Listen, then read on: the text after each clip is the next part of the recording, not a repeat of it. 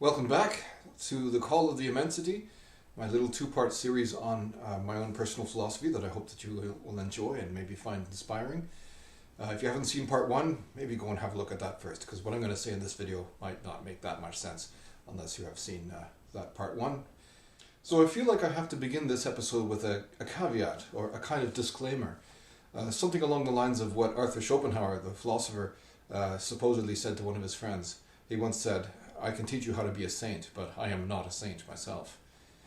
And you can see that written on his face, eh? What a mug. Well, it's something like that is the same for me too. I'm going to use this video to talk about the immensity in relation to human beings and human affairs, human life. But I myself have not always lived up to the moral standard that I'm about to describe. Like anybody, I suppose, I have, sometimes done wrong things and sometimes hurt people I cared about. And sometimes severely enough that I still live with a little bit of shame about that. Nevertheless, I think it's an intriguing idea that I'm going to lay before you today. I hope that you will find inspiring and interesting as well.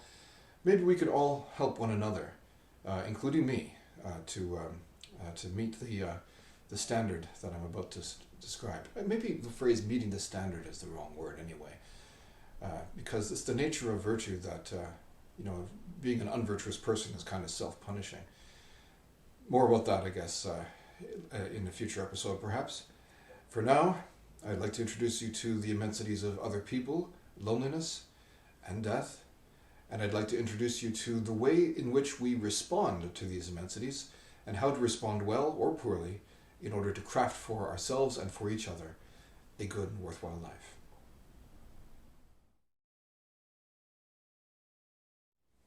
So the second example of an immensity is other people. Now you can see a little bit more perhaps about why this is inevitable. The earth is of course inevitable because we're all standing on it, but other people are inevitable because we always face other people. In whatever job that you do, whatever way of life that you live, no matter where you are in the world, there's people around. And we have to learn how to live together. When I was doing my doctorate, I was reading several continental philosophers who I still quite admire. I was reading Paul Ricoeur, and I was reading, what's his name again? There we go. Emmanuel Levinas. I was reading Time and the Other. And Levinas is the guy who invented the idea of otherness. The idea that other people are not just an opposite to you. Rather, another person is a whole other world. And that other person defines himself or herself, themselves, entirely in terms of their own definitions. They're not just a mirror of you. They are a different person. That difference, that kind of unreconcilable, perhaps, that's not the right word, that kind of irreducible difference, that's better, means that everyone that you meet is going to be capable of surprising you. Everyone you meet in terms of their freedom and their exercise of freedom will always be able to do something that you can't expect and might not be able to predict. I know that broadly we can predict each other's behavior. You get to know someone for a long time. Maybe you've been a long-time lover with someone for many years, and you get to know what their habits are like, their feelings are like, and what they're likely to say about different things. Nevertheless, as free beings, they are always capable of surprising you. Something could emerge out of their depths that you do not expect, and at that moment, they become ungraspable. Maybe I should put it this way. Suppose I wanted to take total control or total command of an object. This chair that I'm sitting in. My chair, I can defend it against all comers. I can destroy it myself if I want to, and no one else is allowed to say anything about it because it's mine. I can know everything there is about it. I can destroy it and I can claim it. You cannot do that to other people. You cannot grasp someone else's freedom in your own hands. Now, that means a person, according to Levinas, a person is the only being whom you might want to murder, because that might be the only way to totally own and command that person, right? The only way to do so completely, anyway. But of course, the moment that you do that, that other person's freedom immediately vanishes. So you can never grasp someone else's freedom, not even through murdering that person. So another person's freedom, according to Levinas, is a call of justice, in a way, a kind of command of justice. to show respect, the demand of respect. So I was reading Levinas and Ricoeur at the time that the idea of the immensity occurred to me. Get it? Ricoeur occurred? Get it? It's better than the Kant puns, isn't it? Never mind. There's a reason I'm not a stand-up comic. Anyway, the notion of otherness is the foundation of the immensity of other people.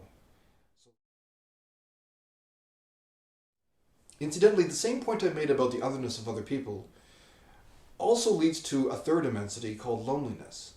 That your interiority is, some part of it will always be unshareable with others. Some part of your interiority you can never convey to others. Never completely, never totally anyway. So for that reason, we are all, there is a sense of loneliness that configures human existence and is an irreducible part of the human condition. I'll say this much about it, which is that loneliness is, of course, for many people a source of profound pain, but it is also not the problem.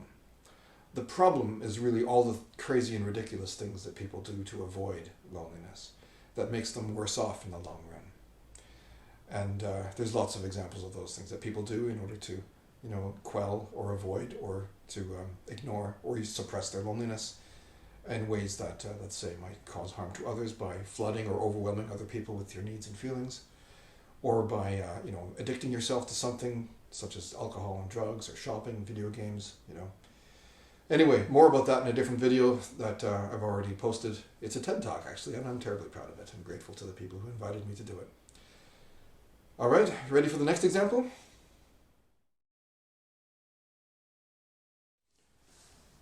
And look at that, the sun came out a little bit while I was recording that last little bit. Wasn't that kind of wonderful? I don't really believe in meaningful coincidences. I don't believe that there are omens everywhere. But I really appreciate moments of unexpected beauty like that. So, anyway, so the last example of an immensity is death. It's another one of these big downer topics. Nobody likes to talk about it, right? But you know that you're going to die someday, right? I'm going to die someday too. I don't like thinking about it. Nobody really does like thinking about their own death. There it is. We are mortal beings. We have a finite amount of life to live. I'm in my 40s now. Several people who I have known and loved for the many years have passed away, some by suicide, some by complications of diseases. I lost 2 children. And how do you face death? The majority of what we do to face death is to not face death, right? To try to do things to try to pretend it's not happening. To celebrate youth, for example, or to prolong life with to prolong life with medical science. There's a typo. I'll have to edit out later, maybe, or maybe not. Who cares? Psychologists and sociologists have even created an entire academic field to study the ways in which we avoid thinking about death. It's called terror management theory. Look it up. It's a thing, Nevertheless, we are all going to die someday, and how we face that is also a means for the creation of worthwhile and meaningful lives. There's lots of things that we can do, right? We can imagine other worlds through our religions and our spiritual paths, and or we could try to prolong life with medical science. I couldn't say that anymore either. My preferred, at this time anyway, preferred means of trying to overcome death is to create legacy. It's one of the reasons why I write all these books that I've written, and I plan to continue writing, because I would like to create a kind of literary legacy. I would like to know, on the occasion when my death is imminent, that people will continue to read and study and think about, and maybe argue about my books long after I die. And that would be just as good, I suppose, as the thought that my soul might be immortal and live in heaven if I had been, a good little boy. I don't know that there's going to be a heaven. There might not be. I kind of don't trust people who tell me with great confidence that there is, because I wonder if they're selling something, But I can do things here and now to build a legacy to leave behind, and a legacy that might enrich the lives of others. In that respect, legacy is both a selfish thing, but also at the same time selfless, because if you do in fact accomplish legacy, you won't be there to enjoy it. It'll be entirely giving of all of yourself to others, for at least a little while anyway. You can also take care of people around you who are themselves at risk of dying, or who are severely ill, or who are in great pain. And so that, I think, is the better way to respond to it. Now, psychologists have studied death, studied the way people handle death anyway, and they have found, for example, that thinking about one's own death tends to make people clannish, tends to bring people together into their nearest and dearest families, tends to make people more conservative, as a matter of fact. And while I think that is an interesting way to reply to death, I think that there are other ways too. For example, I find myself often inspired by the line from Marcus Aurelius that we should live each day as though it were our last, without frenzy, without pretense. Not that you should expect to die at any time, because that would be foolish and irrational as well. You should, plan to live. But you should also live in such a way that if you were to die at any time, then you could say with great confidence that you lived a good life, that you lived a life that you would be prepared to live again in broadly the same way, because it was satisfying enough, that it was, fulfilling enough.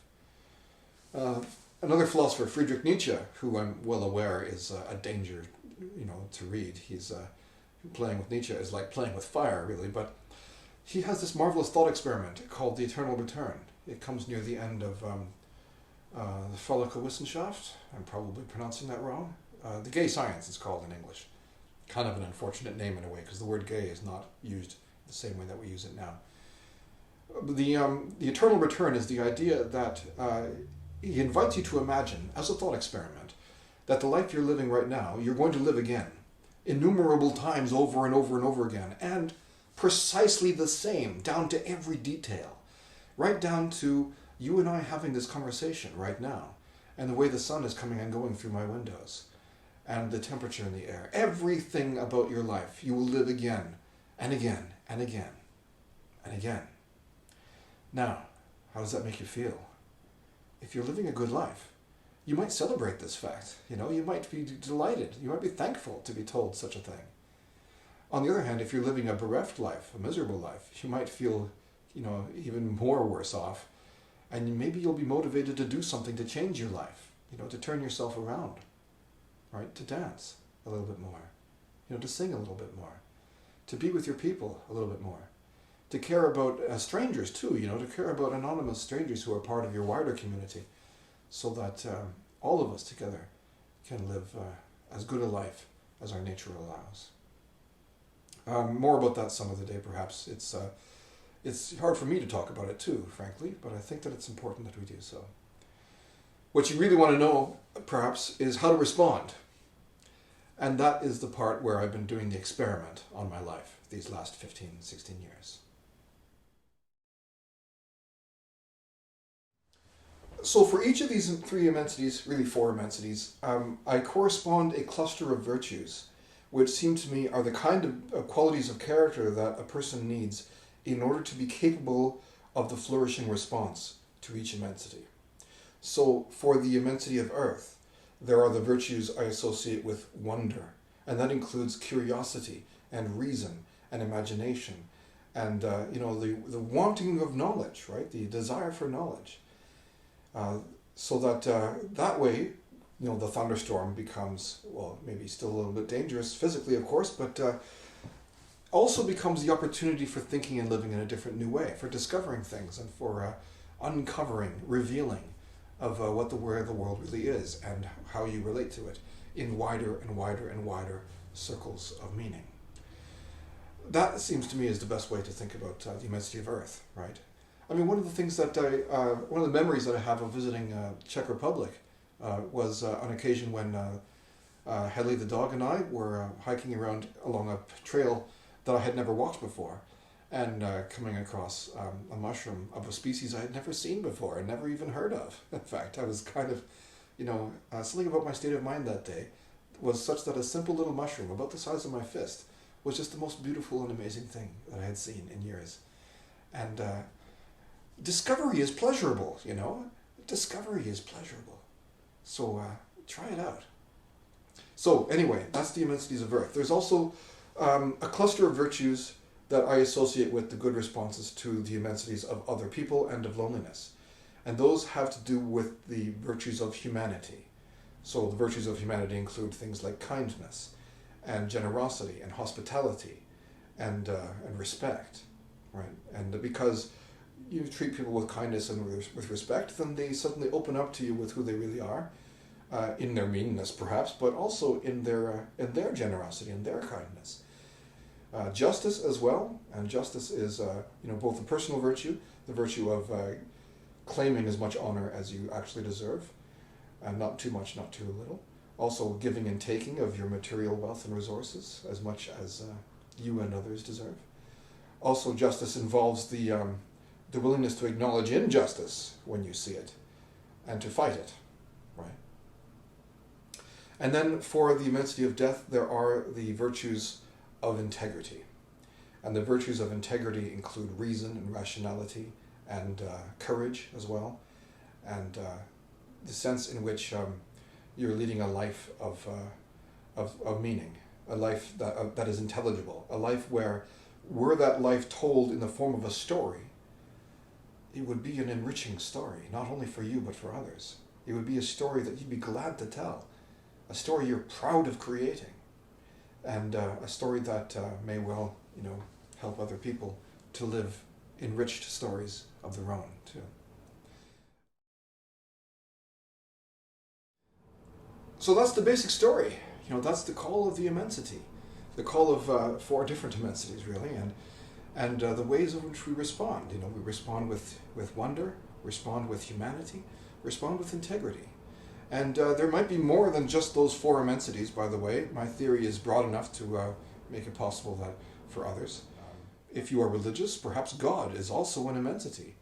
I'm not going to say there's no God, because I don't know that. I think if there are gods out there, there's probably many, and they're probably not that much different from us. They probably maybe see more than we do, but it doesn't seem to me that the gods are any less than people, in a way. Certainly I don't get the impression that God is going to save us from global warming. But at any rate, I wanted to convey that, and maybe if I make this into a series, I don't know if I'm going to do that, but I suppose for at least the next 2 weeks I've got time. This is the part of the video where people normally say, hey, support my Patreon and like and subscribe. Well, I'm not going to do that because I don't have a Patreon. I will point out that I've written a bunch of books about this. So this one, for example, is the most recent of my non-fiction books, and I'm really proud of it. And it says a lot more about the immensity of other people, especially on large-scale social and political planes. And this is my most recent novel. It's the 4th in the quartet of my urban fantasy series called Fellwater. What else should I say about that? Yeah, because I'm really proud of these books, and I hope that they might, amuse you too. All right, so thanks for listening to all that. Yeah, take care of yourselves. Be healthy. Be strong. Take care of each other. And ask deeper questions. And explore deeper answers.